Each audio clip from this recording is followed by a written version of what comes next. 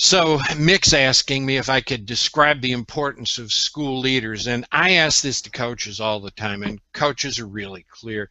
They say if you want to have one more small boutique pilot project that doesn't ever grow in scope and doesn't have a very long shelf life, try implementing coaching without the support of school leaders.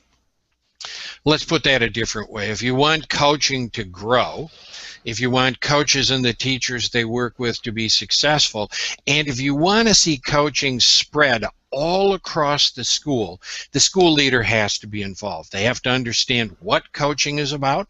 They have to understand how coaching can help them reach their school's educational goals.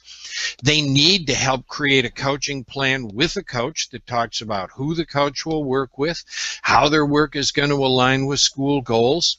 They're going to have a coaching plan that talks about how they're going to measure success. And they really also need to make sure that the school is providing the kind of resources, particularly time, that the coach and the teachers they're collaborating with are going to need to be successful. So that school leader is absolutely critical. That doesn't absolve the coach of responsibility. So the coach not only needs to work on this coaching plan, they need to make sure that the principal continues to understand what's happening with coaching. So they need to go in a couple of times a month or once a month and talk about what's happening with coaching and how it's helping reach the school's goals. So there needs to be this open line of communication, regular, routine communication between the coaches and the principals so that the principals are aware of the power of coaching. I was working with a school just outside of Sydney, Australia recently that started with 6 coaches. This is a secondary school, high school we'd call it. And this communication proved so effective that at the start of the second year, the principal introduced coaching to the entire staff at the back-to-school meeting that you'd have, talked about the importance of coaching, encouraged teachers to work with coaches, made sure that during regular routine staff meetings in the course of the year and those days that were set aside for professional development, that the coaches were working with small groups of teachers and leading the professional development that happened in those days. So this communication that we talked about based on a coaching plan opened the door to the principal pushing further and further the notion of coaching, introducing it to more teachers, encouraging it for teachers. And the reality of it is that what you see is that in the third year of coaching at that school, they now have 14 coaches. They increased the number of coaches.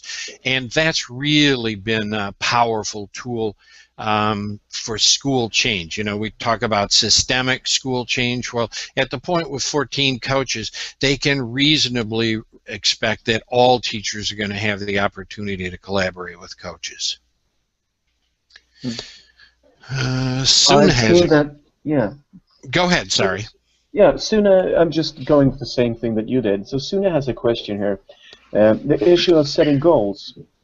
We have shot without aiming the first year. Now we have models to work out goals, at first in each school and then in the whole community. Is it a risk that it takes such a long time? It's a wonderful question.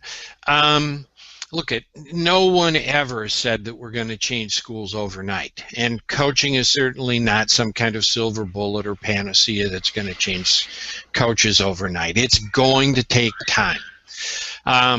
What can coaches and principals do? Set realistic goals, report routinely on what they're doing, not just back to the whole school community, but they can take examples. I worked with a community here in Washington several years ago where the coaches and the teachers that they worked with, they happened to all be focused on mathematics, started to get some remarkable changes in individual learning activities. Not everything they did with the curriculum for the course of the year, but just individual activities.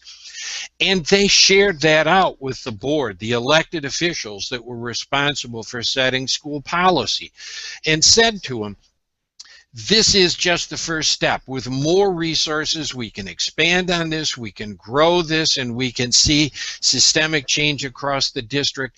But they were really clear, really explicit that what they were doing was going to take time, and they were taking the first steps towards that recognizing or realizing that grand vision for learning that the school district has. So we need to be really explicit that this is going to take some time, but we also, both school leaders and the coaches and teachers they're working with, have to be willing to share what they're doing to work towards that vision, so that people understand that it may be taking time, but in the interim, we're making progress towards reaching the kind of goals we want to reach.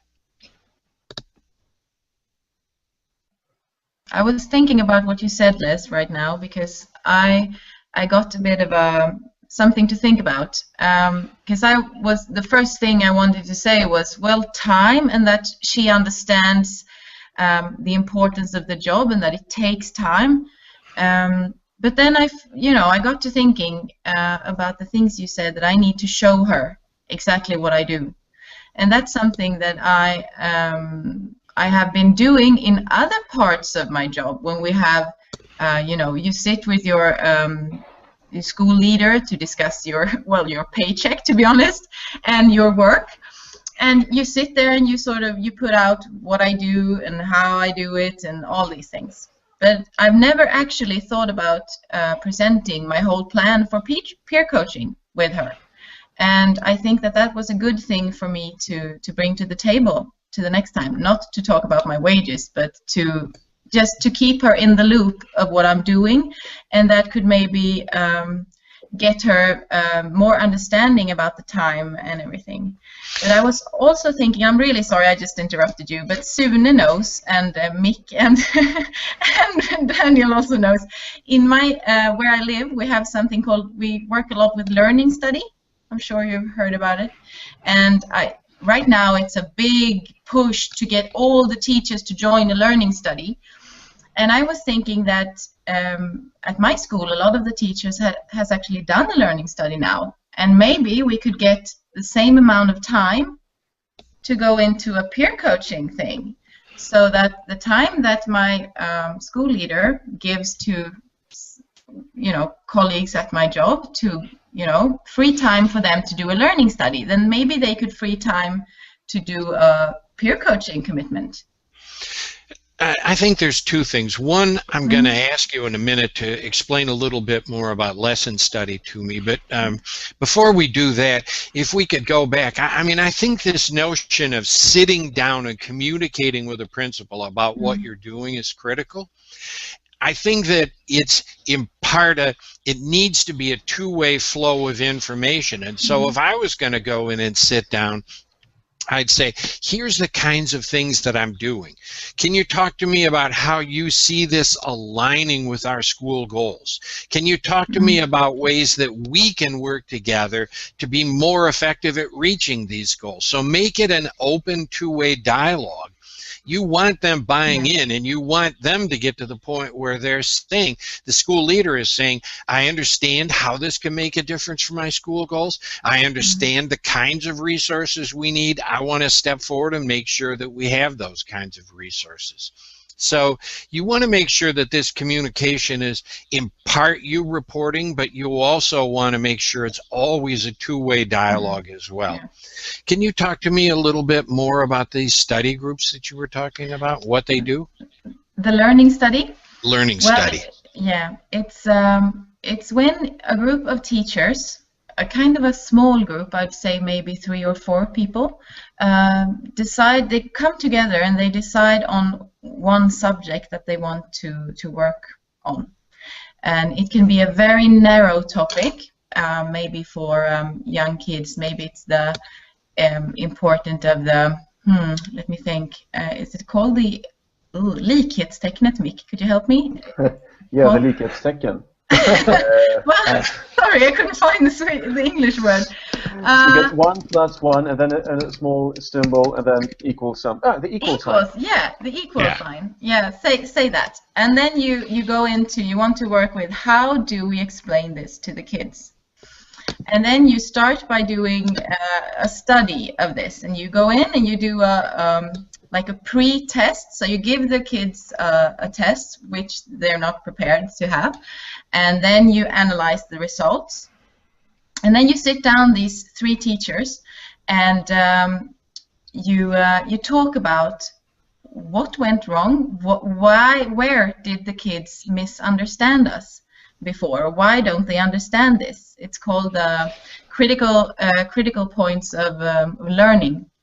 Mm-hmm. And then they evaluate and they make a lesson plan from this test results. And then they go in, and one of the teachers actually performed the lesson, and another one films the lesson with a video camera or an iPad or whatever. And then they bring it back. They sit down again and analyze what went right, what went wrong, what could have been done better or just in a different way. And they make a new lesson plan or enhance the lesson plan, and they go out to another class. And one of the teachers stand in front of the class and do the whole lesson plan again. And then they film it again. They go back, they evaluate, they enhance, they improve, and then out to another class again. And then they do sort of an after test, so to say, to see the results and see, what was good about this. Did they actually improve the students' results, and mainly the students' understanding, because that's the most important thing. And it's really good. And the interesting thing about this was that where I worked, there was a big people, 4 or 5 of these groups had to present to the rest of the island or whatever. Kommun? The community. The community, sorry, yeah, mainly the same word. And we were sitting there, and the biggest thing that all these groups, that they wanted us to know was that it's so much fun to be in a learning study because, I got to actually plan my lessons, and I got to discuss my planning with others.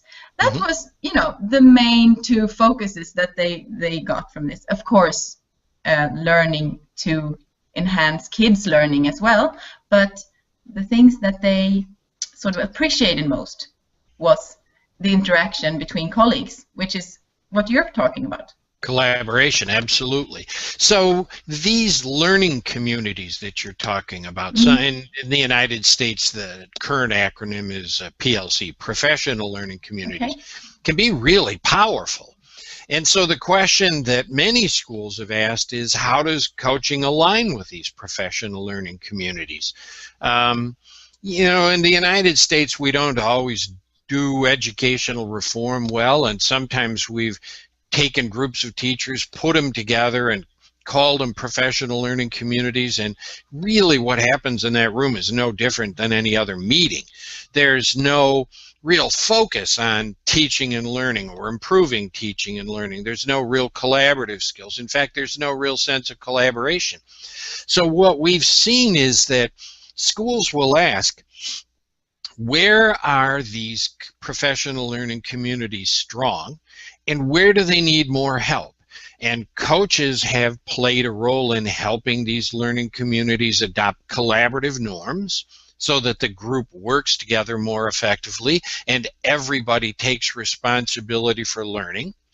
They have helped them develop communication skills so that they can communicate and collaborate more effectively. So it's not, well, I've been teaching for 44 years. Why don't you just do it the way I do it because I've won every teaching award there is to win in America?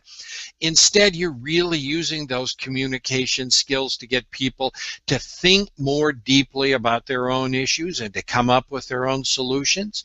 We've had coaches that have played a role in helping create a norm for what effective learning looks like. I mean, a community can only go so far unless they have an explicitly stated and completely agreed upon norm for what effective teaching and learning needs to look like. We've seen coaches help with observations. So frequently we've seen the results of observations lead to a meeting where the teacher and their colleagues are arguing about the teacher and what the teacher did and what the teacher could do better, instead of focusing on a much safer topic, which is learning. What were the students saying and doing? What were they learning? What can we change? So coaches have frequently played a role in these professional learning communities in many different ways, and it isn't just true in the United States. I work with a lot of schools in Australia where the coaches are woven into every single aspect of the learning community. And when you talked about teachers going into a classroom and observing a peer, if the teachers come back and they reflect after this observation, that the teacher's left with a thought, well, this is what I'd like to do differently next time, but I'm not quite sure how to do it. The coach can frequently step in at that point and play a role in helping that teacher adopt the strategies they need to do things differently the next time. So coaches may start out one-on-one, and we encourage this because coaches need skill, they need experience before they're ready to work with bigger groups.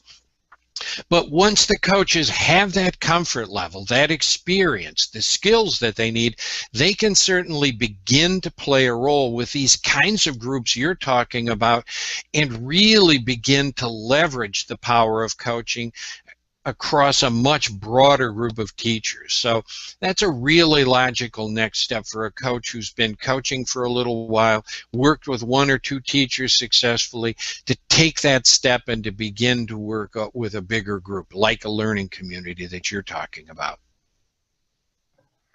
Do you mean then that the peer coach should address not one-to-one peer coaching, or just one coach to many, or how do you describe it, Liz? Yeah, that's a really great question. And so they may still be working a lot with one or two peers, but they're also a regular routine contributing member of that learning community that we're talking about. And they're helping the members of that learning community develop the kinds of skills they need to collaborate more effectively. So they may work on one hand with one teacher or two teachers extensively, but they also can play a role in helping a larger group to develop the kinds of skills they need to be successful at making teaching and learning more innovative. And then at that point, the coach is really going to want to go back to the school leader, the school administrator, the principal, and say, now we're really talking about a big commitment on my time. We need to begin talking about how we adjust the resources that are available so that coaching makes a difference.